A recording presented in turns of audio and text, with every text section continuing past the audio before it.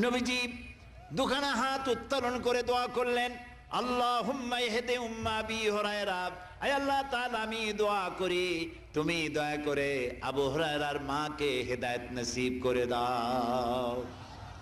রাসূলুল্লাহ দোয়া করলেন আল্লাহ ওর মায়ের হেদায়েত করে দাও। হযরত আবু হুরায়রা রাসূলের মুখে দোয়া শুনে দিয়েছেন দৌড়। পিছন থেকে সাহাবীরা মনে করলেন আবু হুরায়রা দৌড়ায় কেন, জামা টেনে ধরছে পিছন থেকে। জিজ্ঞেস করলে আবু হুরায়রা দৌড়চ্ছ কেন, কোনো বিপদ হয়েছে নাকি? কয় না, কোনো বিপদ হয় নাই, আমাকে ছেড়ে দাও।